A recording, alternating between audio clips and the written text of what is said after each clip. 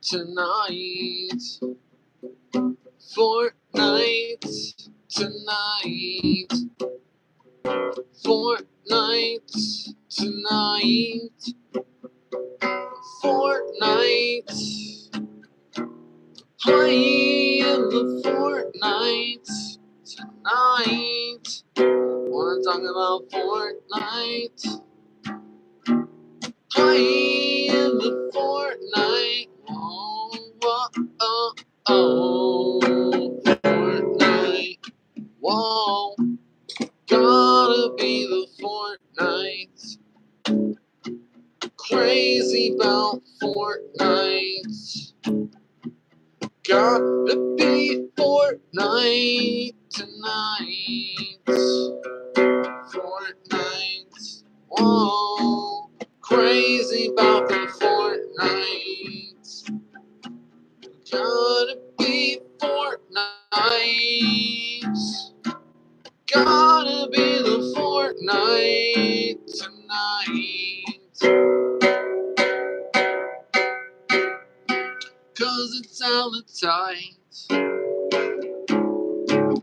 'Cause it's Valentine's. From bassist to record company owner.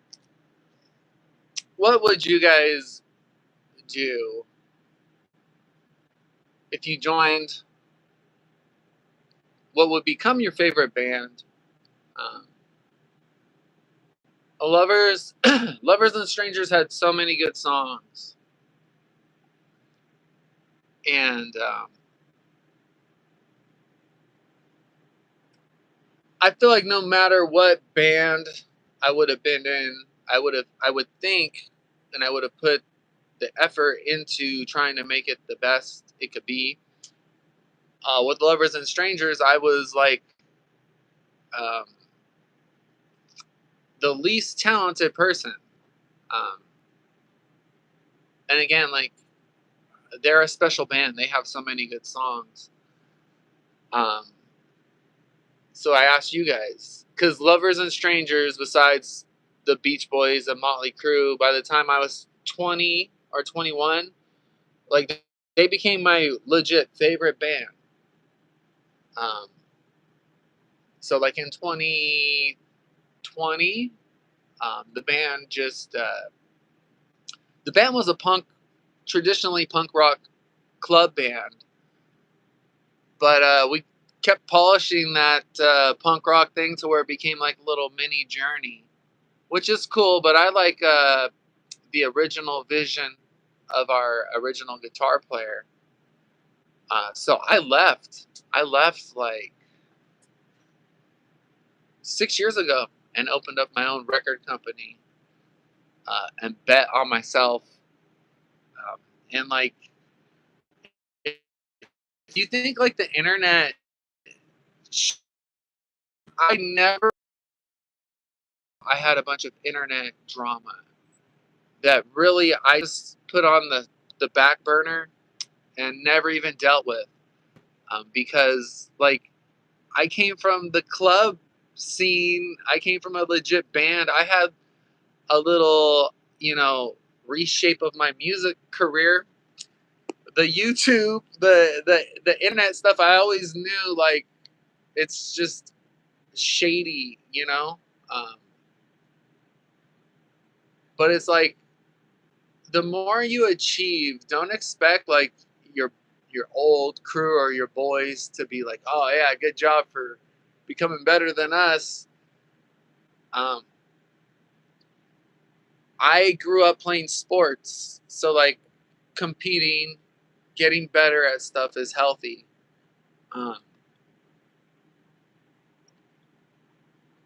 To go from a bassist to doing everything at a record company, and I have like a lot of songs, but for sure at least 2 songs that are legitimate hits.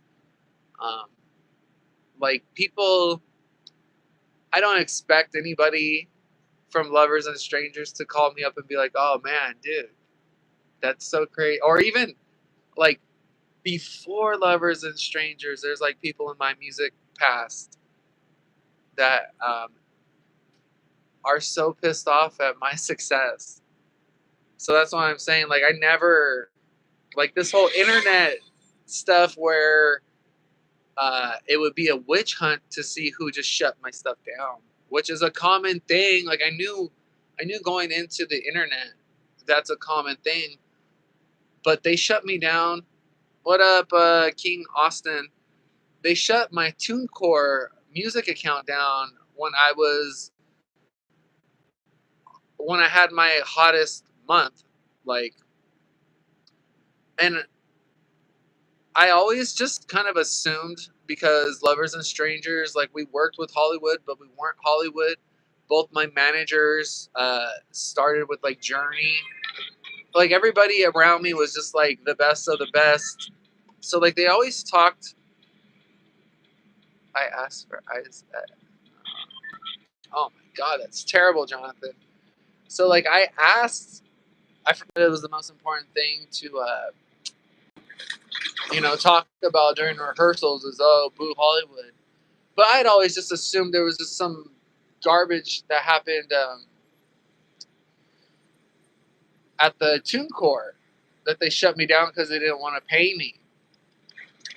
But after watching a couple of these videos with how, like, Red Bar and his minions would, like, I wouldn't put it past.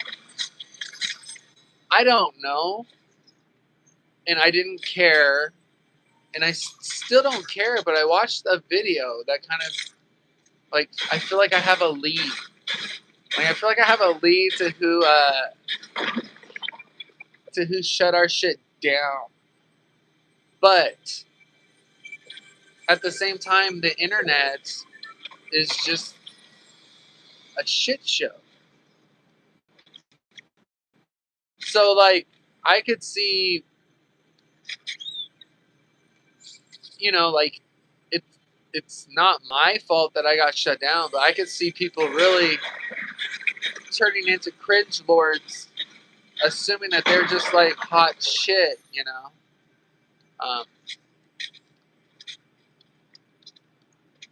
Me having success with Lovers and Strangers, you can't, like, erase that. When they shut everything down at the same time, I have a dual camera system, and, like, we're not hiding. We're not doing the greatest job of hiding right this second, but, like, I've seen some just ridiculous behavior by content streamers and podcasters. Like, thank God I had success in music. Like,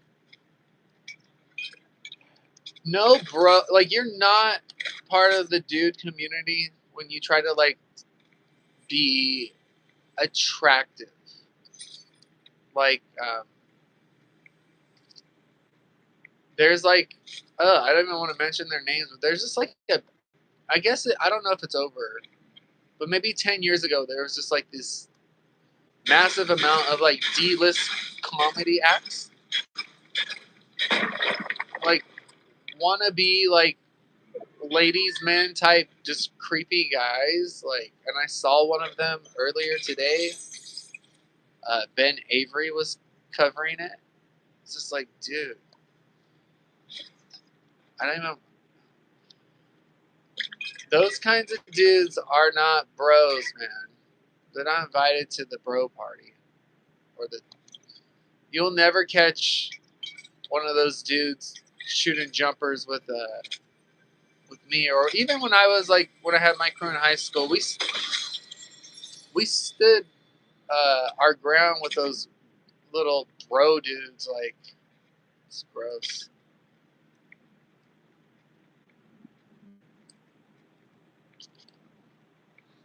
It's like man code, and these wannabe pretty boys have sold out on man code.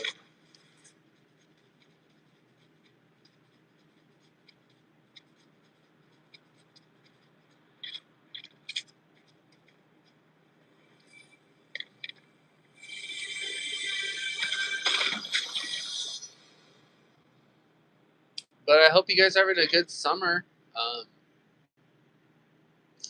I've released a couple songs lately. My latest one is about Ron Mexico. It's a Western. I like it. If you guys know the story of Michael Vick and Ron Mexico, I think you need to be 14. I think you need to be at least 14 to Google that sumbitch, but it's great.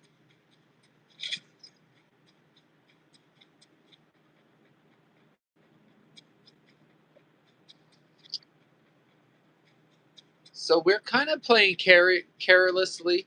I was gonna say carelessly, but we are playing carelessly. Trying to get this top 10. We have a streak of 2 games in a row. And we got down to Diamond a couple, like last summer. My studio's internet is glitching the fuck out, but I think that's just going to add to our rawness. Like, I care absolutely 100% about my YouTube, like all my Dark Dino record content. I care about it like it's my baby, but I'm not gonna put any effort into like being upset if it gets taken off the internet. You know, I had a whole career decades ago.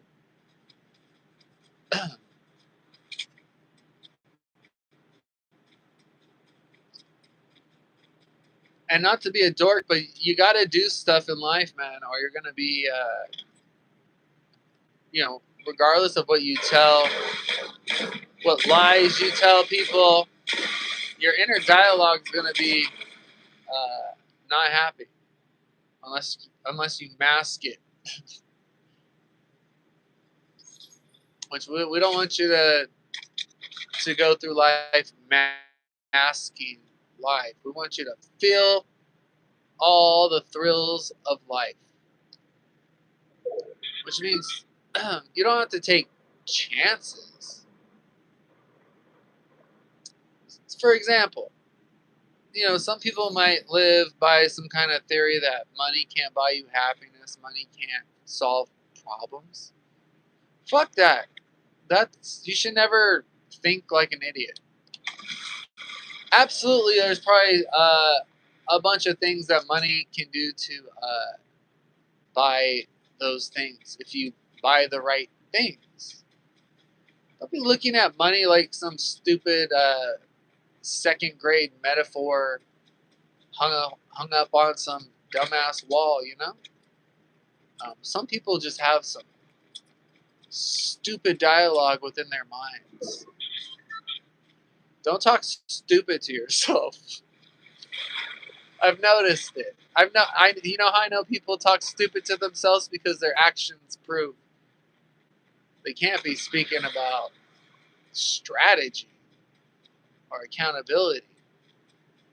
They're just like da da da da da da da. I think Dark Dino on this one, like 5'7", something like that. I'll post it. Maybe tonight we'll do a group game. Kind of being careless, not super stealthy here. The pack's smaller, but we, you know,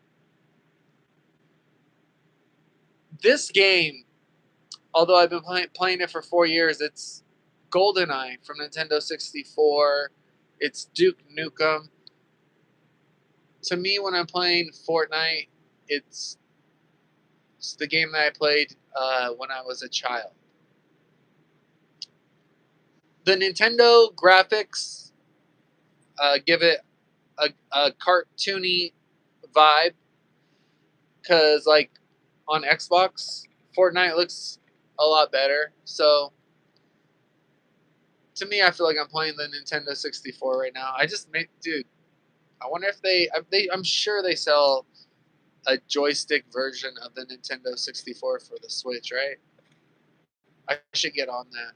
Gotta get on that. I'm sure they don't sell it in any stores though, like where I live. Like, see, that's what I get excited about. You, point made. They said money can't buy happiness. I got $100 for anybody that can find me that Nintendo 64 Switch controller. You know what I mean? And that's gonna make my ass happy, and it's gonna make the person that finds that happy too. Win-win. Now I'll do some research. Maybe I could probably get it for $30.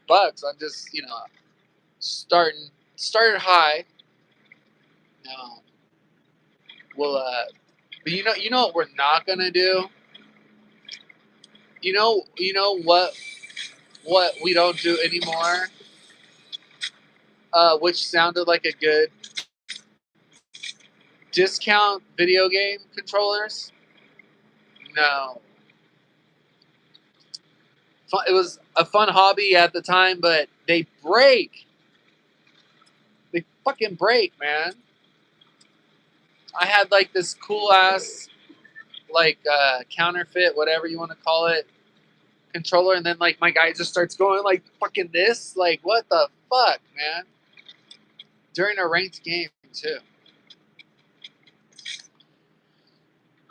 So like the idea behind that, man, bunch of $4 generic controllers, man. But I can't do it anymore. Can't trust the counterfeiters. Come to a time in a life where we cannot trust the counterfeiters. What has life come to? This one's pretty cool. But like, dude, that Nintendo 64 motherfucker, it'll be like right here. Hold on. I think somebody's trying to shoot me. Hold the phone. I think somebody read my comments on their YouTube and now they're pissed.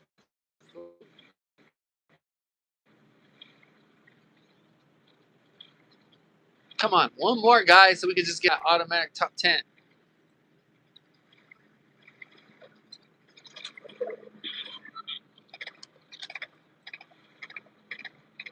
Crossfire. You guys remember Crossfire? Dude, Crossfire had the most epic fucking commercial known to man. YouTube Crossfire commercial, and then find one of my videos and say you were right about Crossfire. Crossfire might be peak toy hysteria, man. I like a fucking heavy metal song. Crossfire! Top 10. You guys know that generic meme voice? Crossfire! Now playing it. Like that whole generic thing, like that was a real thing when I was a kid. That had not become a meme yet. When we heard that guy's voice, we knew shit was about to go down. It's Schwarzenegger and Stallone. All Friday night on USA. This 4th of July weekend. Dude, video or movie marathons? You guys have like these like joke clip reels? Fuck, in the 90s, like the cable channels would like put on like movie marathons.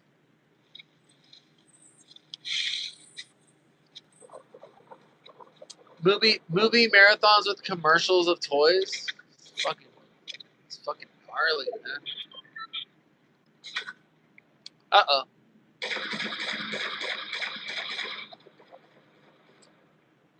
Literally hiding in a glass house. Not good.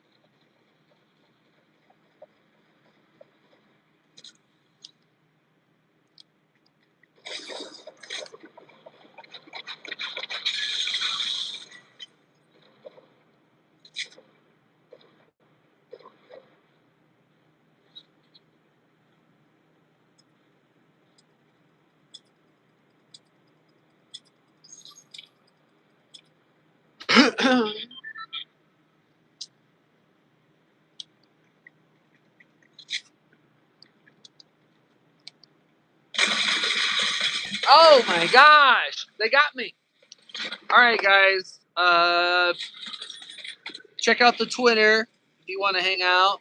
If you want to get some cool cards, we're having an epic card summer here on Dark Dino Records. Look at that. Look at that. Look at that. Look at this.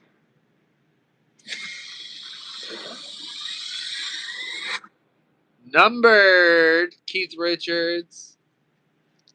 Just got 33. All right. Have a good day, guys.